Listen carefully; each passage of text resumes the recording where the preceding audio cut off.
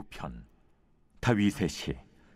인도자를 따라 문나변에 맞춘 노래. 내가 전심으로 여호와께 감사하오며 주의 모든 기이한 일들을 전하리이다.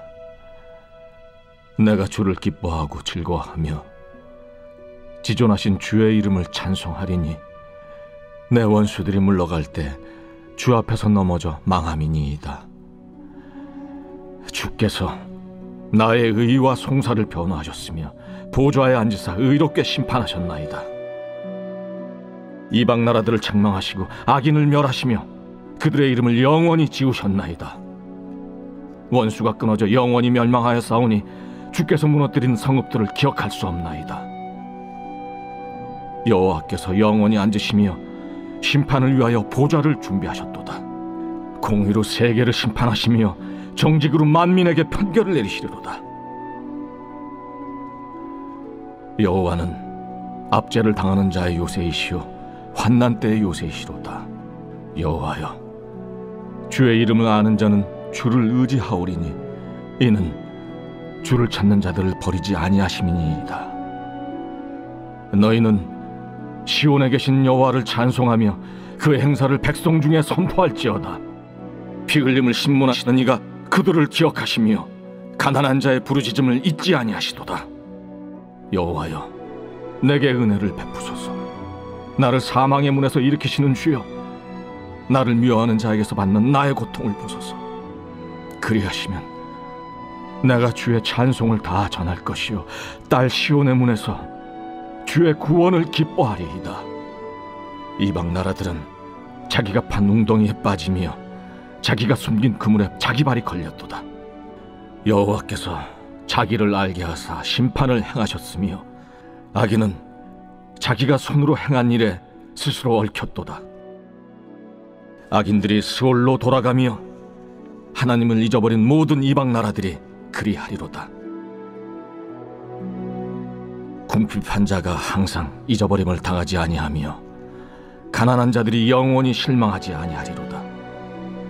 여호와여, 일어나사 인생으로 승리를 얻지 못하게 하시며 이방 나라들이 주 앞에서 심판을 받게 하소서. 여호와여, 그들을 두렵게 하시며 이방 나라들이 자기는 인생일 뿐인 줄 알게 하소서.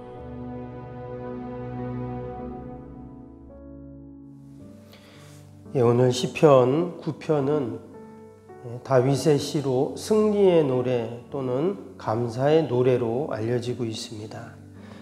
먼저 그 시제를 한번 보시면 맨 위에 이렇게 쓰여 있죠. 다윗의 시 인도자를 따라 룻나변에 맞춘 노래라고 되어 있습니다. 여기 보면 문나변이라는 이 말이 나오는데 정확히 어떤 뜻인지는 알 수 없지만 학자들은 말하기를 문나벤에서 이 벤이라는 단어는 아들이라는 뜻입니다. 그래서 베나닷 하면 하닷의 아들 이렇게 얘기하는데 여기서 문나벤 하면 문납의 아들 이런 뜻이겠죠. 그래서 원어 성경을 보면 뭐라고 해석이 되어 있냐면 아들의 죽음이라고 이렇게 되어 있습니다. 그래서 아들이 죽었는데 왜 승리의 노래이고 감사의 노래가 되는가?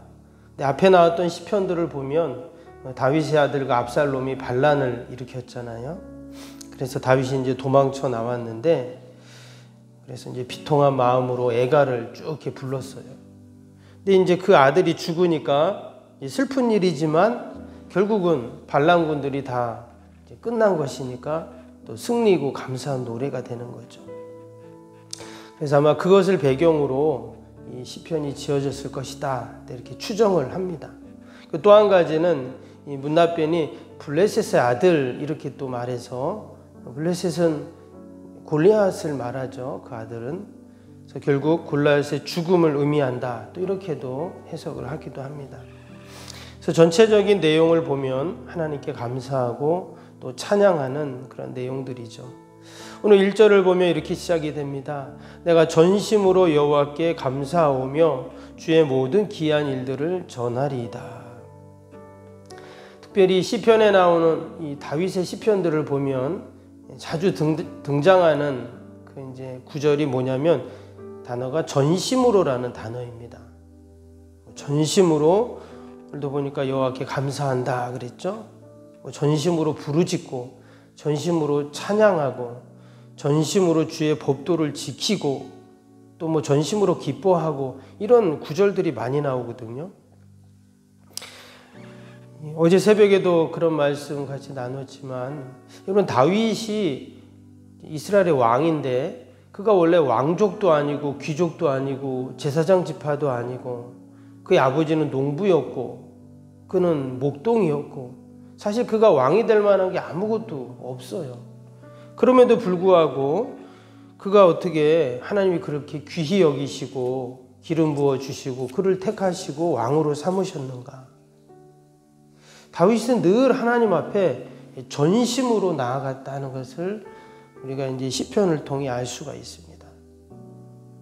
온 마음을 다해서 하나님께 감사하고 찬양하고 기뻐하고 예배하고 하는 모습이죠.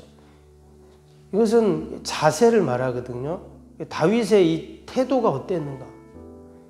그래서 태도가 고도를 결정한다는 말도 있는데 다윗은 늘 하나님 앞에서 그 자세와 태도가 전심으로 나아갔다는 거예요. 하나님을 향한 그의 태도가 남달랐던 것입니다. 오늘 1절에도 그냥 감사가 아니라 전심으로 여호와께 감사하오며 2절도 보세요. 내가 주를 기뻐하고 즐거워하며 지존하신 주의 이름을 찬송하리니. 이 지존이라는 말은 최고를 지존이라고 하잖아요. 근접할 수 없는 나와 하나님과는 완전히 가까이 할 수 없는 그런 분이다. 이렇게 이제 여기는 것이죠. 그래서 그런 하나님을 찬양하고 기뻐하고 즐거워하고 하나님께서 이런 다윗을 좋아하지 않을 수가 없죠. 귀히 여기지 않을 수가 없습니다. 그래서 어제 8편은 하나님이 이 광활한 대자연을 만드신 우주 만물을 만드신 것을 생각하면서 찬양했다면 오늘 이 시편 9편은 이제 자신의 삶을 돌아보면서 하나님께서 도우시고 인도하시고 섭리하셨던 것들을 생각하면서 또 감사하고 찬양하는 그러한 시편입니다. 오늘 이 9편은 두 부분으로 나눌 수가 있는데요. 3절부터 7절까지는 하나님이 그동안 베풀어 주신 은혜에 대해서 찬양했다면 이제 8절부터 마지막 절까지는 이후로 하나님이 어떻게 도우실 것인가를 기대하면서 믿음으로 찬양하는 그런 내용입니다.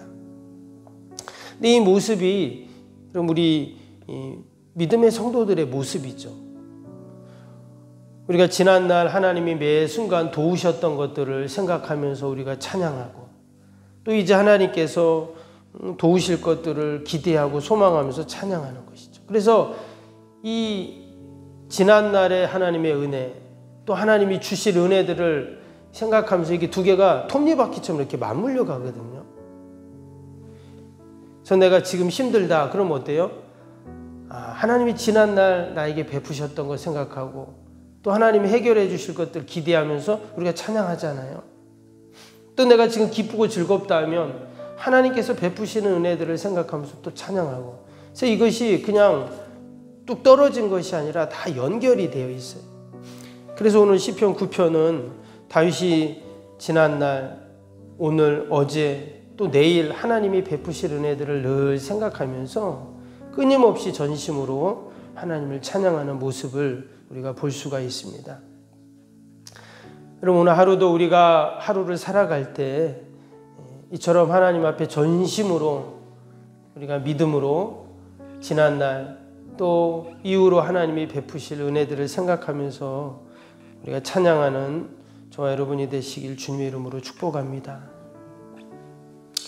오늘 특별히 다윗이 이처럼 감사하고 또 기뻐하고 즐거워하면서 찬양했던 그 말씀은 우리 10절 한번 볼까요? 10절 중심으로 한번 보려고 하는데요. 10절에 여호와여 주의 이름을 아는 자는 주를 의지하오리니 이는 주를 찾는 자들을 버리지 아니하심이니이다. 여기 보니까 하나님께서는 자기를 찾는 자를 버리지 않는 분이다 이렇게 지금 고백하고 있습니다. 다윗은 한 가지 확실한 것이 있었습니다. 그것은 뭐냐? 자신이 이처럼 전심으로 하나님 앞에 온 힘을 다해서 마음을 다해서 나아가면 하나님은 결코 나를 버리지 않는다 하는 고백이에요. 하나님은 늘 우리와 함께 하시지만 특별히 하나님께서 우리가 어려움을 당하고 힘든 일이 있을 때 어떻습니까? 하나님은 더 우리를 측은히 여기시고 불쌍히 여기시죠. 자녀들이 여러 명이 있어도 여러분 그 자녀들이 뭐 잘하는 자녀도 있고 못하는 자녀도 있고 한데 우리가 이렇게 생각할 때 좀 약간 부족하고 좀 더 연약한 자녀에게 더 사실 우리가 사랑을 쏟고 돌보고 기도를 하거든요. 오늘 이 구편도 승리의 노래, 감사의 노래라고 했지만 그 승리의 노래, 감사의 노래가 사실 믿음으로 하는 거거든요.